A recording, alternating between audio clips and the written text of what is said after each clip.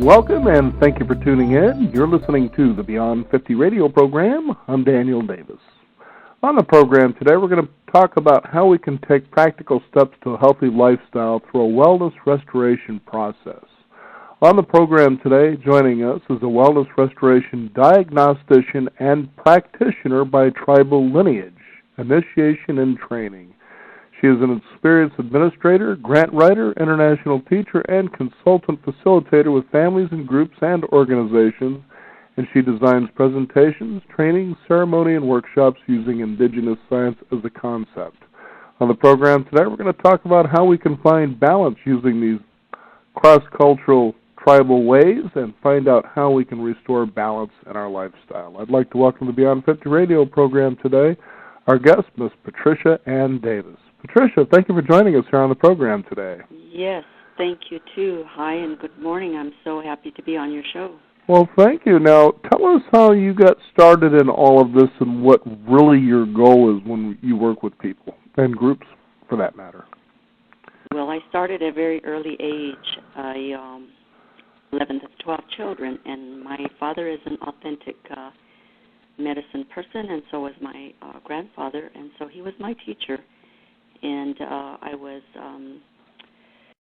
in environments in which I could observe and participate in a healing process that it leads to curing but not coping, because it's authentic in terms of correcting thinking to tell the body correct information. Now, what does it mean to be a practitioner and diagnostician? Well, diagnostician means the ability to name an out-of-balance condition.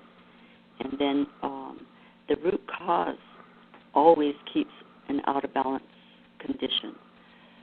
For example, let's just take something prevalent among American Indians. Diabetes is in crisis stage now, and all of the symptoms are the out-of-balance conditions. The root cause is an inner state of looking for the sweetness in life, we might say esoterically or metaphorically. And then practitioner means to guide, inspire a person through a four-phase healing process in which their thinking is reframed from their awareness of the out of balance and the root cause, and then their thinking then corrects to tell their body correct information, what it means to have sweetness in their life. That's why they're craving sugar, and it's not the fat that kills us, it's the sugar that does. Mm-hmm. So talk about how, I guess, in more detail, what it is that you actually help people to do. Yes, it's very simple. All healing takes place in thinking. So we can tell our body erroneous information. We can tell our body correct information. So what does it mean to tell our body erroneous information? Well, I've identified what I call or named the criminal mind. That means that a person is using their thinking for destructive and death-producing choices instead of constructive and life-affirming choices. So that is called a reframe, and it requires the use of our conscience rather than consciousness and perception. We need to use our conscience for knowledge and wisdom, and then reality is exact in the natural order. So this is what people are not aware of. They're not aware of the thinking system in which they could learn how to tell the body correct information. It was Einstein that said we can't solve a problem with the same thinking that causes the problem. So I'm specifically using a very simple yes and no to inspire, to coach, and to educate a person of how to use their thinking in which they will make constructive and life-affirming choices. In a short way to tell you, it's giving up our win-lose, which is no win for everyone, decision-making, and let us use our whole brain thinking for win-win decisions for our collective survival. Now, it's interesting when you look at today how we see the world, especially when it comes to America with big business or big government, conflicting views. You know, we're always polarized. It's one party or the other, that sort of a thing. And you take a look at awakening a new conscience that helps to benefit people who are in this polarizing position. How do we go about doing this, you know, to kind of change the way we've been doing things to move to a more of a win-win situation? Oh, yes, it's very, very visible in the mass media that not only our two-party system, but yes, we've heard these terms, big business and big versus big government. What that means is that it's either a person is for it or against it, or that it's right or that it's wrong, or that it's good or it's bad, either side. So that is what is called dualistic thinking. Of course, we all know that dualism means fighting. So instead of the unifying principles, having conversation about the unifying principles, and how would we each use our inherent gifts. Each person has something of interest that they love to do, and they make a career out of it and change the dialogue into affirmative. Affirmative means finding the creative solution instead of spending a lot of time just debating and arguing and trying to win. So that it's dualism that people are trapped and entrenched in. Mm-hmm. Now, as you help people to see or find a way from this, what does that look like? I designed a very simple 4-phase process, and it's called Indigenous Ceremonial Change Process. And it's not a competing model with the Western counseling and therapeutic modalities. The first, it's the sequencing that takes a person to the creative solution for our collective survival. So the first phase is naming the out-of-balance condition. Let's just say we're at war, and the root cause is that we're affecting our addiction to greed. That would be the root cause that keeps the out of balance.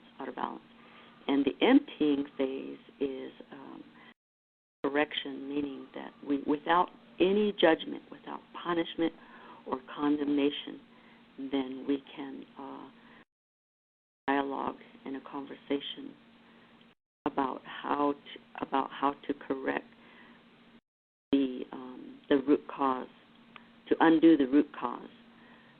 So that requires an acknowledgement in order to have this conversation. And the most important thing is without judgment, punishment, or condemnation, because that is what leads to the next phase in the sequencing, which is then the reframing of thinking into affirmative, which means using full use of our whole brain thinking for the creative imagination. So for me, the key I want to really emphasize is all of the answers of our problems in personal and health and every problem that we have in society is based on finding the creative solution, which is an affirmative way of talking rather than from our deficiency. Mm-hmm. The next phase then, of course, after reframing thinking, to use our thinking appropriate for its appropriate function, and to use thinking for what it's for, and to not limit thinking, then we come to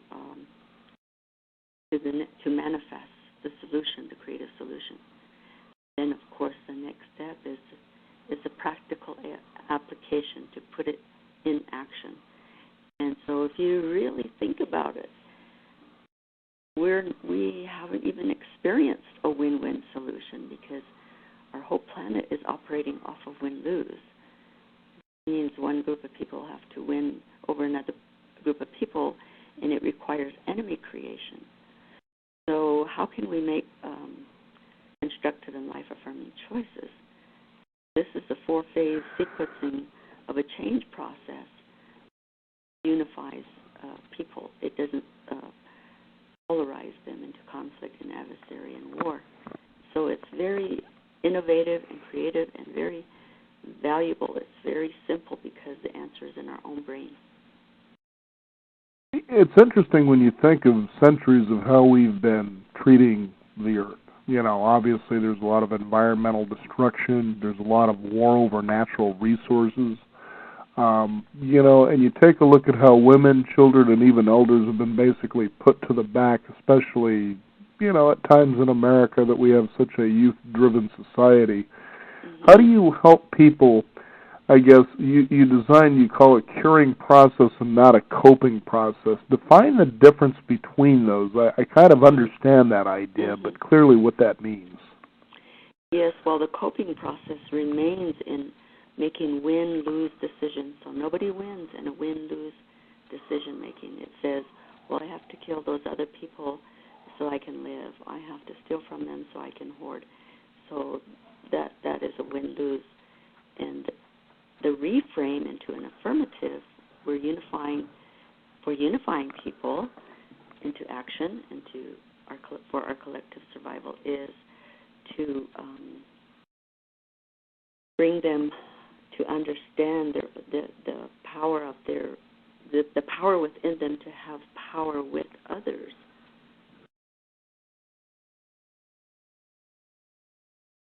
So in these terms, the natural order is our laws of nature, like gravity, and women give birth to a child. Mm-hmm. So we can't be outside of it, and we can't be separate from it. And yet people are really not even aware of it. They're not even aware that they're making destructive and death-producing choices. Consider it's an intervention point. It's a small change that makes a big change. So then people are not even awake to this, especially our leaders and our government. The situations that happen in terms of recent stalemate and controversy mm-hmm. is due to the fact that the conversation is not in the... Mm-hmm. If you were to meet with our leader, President Barack Obama, what would you tell him? Well... or suggest, should we say? Yes, I would love to meet him, of course, because I know that I could educate and inspire for him and other leaders and even the general public on this radio show to look through another lens. Dualism is not the only lens. The lens that advocating, which I am calling win-win decision-making, is what I would suggest to him to gather people together in a summit. You know, a summit is people come with their solutions instead of their what they're against. What is good, beautiful, and true for women and elder and children? And that is the definition of the protector-provider of the male population, the male gender life task, and the female gender life task is a nurturer and life giver. So there needs to be a healthy teamwork instead of one up and one down and power over and tyranny. So what I'm suggesting when we use our whole brain thinking and the creative solution is that we have authenticity, and authenticity gives us authority to deal with tyranny. Mm-hmm. I find it interesting, Patricia, that we live in a day and an age that all of us have access to quite a bit of information. You know, and over the many, many decades, could even be centuries, as we have evolved, or at least so we seem to believe, that peace is always on everybody's tongue. We want to move toward peace. We want to seek peace. You even hear our leaders, our presidents, we only wish to seek peace, and we seem to do it through war. And the funny thing is, with all this information that's available, all of us believing that immediately we can kind of be, if you will, on the same page, we seem to reciprocally keep producing the same results that we always have. What do you think causes us to continually stay in this loop without ever breaking free from it and just doing something different, as you suggested earlier? Oh, we would all benefit tremendously. I've traveled to 8 different countries by invitation and all expense paid, and what I'm talking about, what I'm teaching, is it can be translated into any language because it applies to all people. So dualism, I mentioned earlier, is a way of enemy creation. So in enemy creation, then we're projecting outward that preemptive strike or preemptive attack. That means we think that there is an enemy out there, so we have to kill them before they kill us. That's actually the military oath, and that is the very fishhook in our brain that keeps us trapped and entrenched in that kind of thinking. So it requires a peacemaking within oneself to love and serve the Creator the way the Creator loves and serves us, and to the way the Creator loves and serves us, and then we can love and serve others. And it's 1, 2, 3. It's Creator first, and sacred self in our sacred place in the universe, and then other people. That's what I'm calling power within to have power with. So what you're describing to me is the empire, and the same folly of every age from the beginning of time to now, contemporary times. We're in America, the United States of America, doing the same folly, which is a win-lose decision-making. So the peacemaking, I said earlier too, the war is within, projected outward. So that's what people don't want to give up, and that means that if we did a values clarification process and just yes and no, then ask people why are we choosing destructive and death-producing choices, and we're using the criminal mind to do that. So war, sickness, addiction, illness, homelessness, hunger, these are all manifestation of using the criminal mind for destructive and death-producing choices. So basically, it's just yes or no. The answer is within our own whole brain thinking to choose. So there's only two intention. We either choose destructive and death-producing choices or constructive and life-affirming. So which is use reasoning, the capacity of our thinking, to use reasoning to come to that creative solution of what does it mean in our personal life and work life, into our governing system. What does it mean to make creative solutions, win-win decisions? Let's have a dialogue about it. Mm-hmm. Now, we're doing today, and I love it. Yeah, does it move people towards solutions that seem more sustainable? Pardon, I didn't hear that. I said when we get to this point that you're talking about, does it lead to solutions that are sustainable? Well, of course, that's the reasoning process. When we say yes to constructive and life-affirming choices, we're saying yes to win-win decisions for our collective survival. In other words, what is your gift? What is my gift? And we identify each person's gift. And this is the great message for the next generation of youth, because now I think that we are recruiting them to participate in their own demise. In other words, we're teaching them, or we're socially engineering them and conditioning them to use their 5 senses as a weapon against themselves and others. So that for the next generation, then We need to design places where they can discover their gift and then give healthy expression to those gifts. Then they can be rewarded for those gifts, and we all benefit. They benefit, their family benefits, society, and the nation benefits. So let's look at what benefits us, not why is it that we find reasons to, to destroy ourselves and others. Mm-hmm. Now, is there a website people can find out more about your work and how they can get involved? Yes, I have a website, and I am so pleased and happy to be able to speak these words to you today and your listening audience. I'm a senior citizen too, so I am always looking for the quality of life in my life, and I'm happy to tell everyone that I can be found on www. It's all one word, lowercase, Native American Concepts. NativeAmericanConcepts.wordpress.com. Oh, very good. Now, Native American, a lot of people seem to be gravitating more toward the indigenous way of things because I think they sense innately there's a tremendous amount of peace and possibility.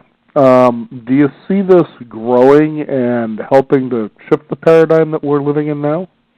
Yes, it is, because people are looking to indigenous people worldwide and here in America to American Indian. And let's go back to the root cause of upon European contact to this country. And this is something that is still ongoing. It's a conflict of interest between stewardship and ownership. So it's a value system, and American Indians or Native American or First Nations, if you will, indigenous people to this land steward the four sacred elements, which is earth, water, fire, and air. And then if we take care of the earth, water, fire, and air, the earth, water, fire, and air will take care of us. So even science will prove that our body is earth, and then we have like water, temperature is fire, and then the air is breath. We call it photosynthesis. These four elements, we're moving around and making a sound with this air, and it's air that is a spiritual energy that gives life to everything. So that's the main reason why people are looking to American Indian, Native American values and way of life, because we still have our tribal language, especially my own tribe. I'm a Mississippi Band of Choctaw on my mother's side, in Navajo or Diné, we're in Diné, Biyaja and Shle. I'm a holy and precious child of Creator, because the preciousness in me is of these four sacred elements. That is also environment. So the thinking system that we're using is not consciousness and perception, and that's why there are answers that I can translate. I have simplified and translated. People in the Western world, they're using consciousness and perception, so that's why there's conflict. In other words, they're fighting for their rights and their religion from their consciousness and perception, because in perception, reality is relative to perception. And so then there's no group consensus, and then there's no spiritual morality. So the thinking system that is just speaking about the finance system or the scarcity model or the deficient self-image. See, I'm putting this into ways, simple ways to understand why people are looking to people like me. We're in this renaissance for giving people inspiring ideas in which to heal war, addiction, hunger, poverty, disease, all the out of balance condition that exists today because of the misunderstanding and misunderstanding and miscreations. It's such fascinating work to realize people like yourself are out there trying to move our perception from a place where, as we come into the world, we are less than, we must prove ourselves worthy to get what's available to us. Sort of, as you keep talking about in the duality of the have and have-nots, to a perception of everything you are is more than good enough because you're an extension of the Creator, and so therefore you go and you create from that place to share with the world what your special gifts are. I bet that's pretty exciting for people that you work with when they can awaken to that reality and realize, boy, the way I was doing things before, now I can understand my unhappiness. Oh, yes, I've had a lifetime of this joy in watching people awaken to their inherent divinity. We've all been given our inherent divinity equally, and the only thing that happened is people on a continuum, they're denying our inherent divinity, that it's given to each of us equally, and then some people deny and censor that. So I want to speak to a word that you used earlier, too, about in your question of this evolution. That's a linear, sequential process and progress towards some end state.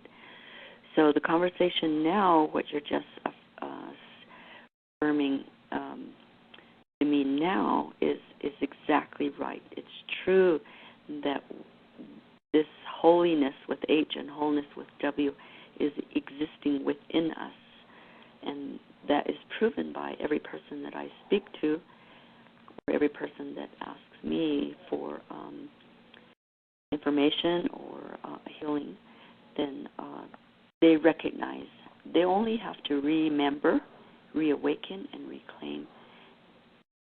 They are fully restored. So there isn't any evolution in this process. That means going from a deficient self-image to some state of enlightenment or perfection or salvation or redemption. There's no end state. We're existing within this simultaneously. We can't be separated or outside of it. That's what I'm calling natural order. It's the context for my work, which is the container for my work. It's not religion, it's not a philosophy, and it's not a theory. It's not a belief system. It is the laws of nature. And again, if you could, Patricia, give out your website so people can find out more about your work. Sure. It's www, one word lowercase, nativeamericanconcepts.wordpress.com. Patricia, thank you so much for sharing with us here on the Beyond 50 radio program. I love it. Thank you so much for inviting me. You betcha. So there you go, folks. You've got a direction you can move back to your whole authentic self through the Indigenous Native American ways. Find out more about that. Also be sure to visit us at our website, beyond50radio.com. That is the number 50. And subscribe for our weekly e-news updates. Thank you again for tuning in. I'm Daniel Davis. This is the Beyond 50 radio program. And remember, live your day past halfway.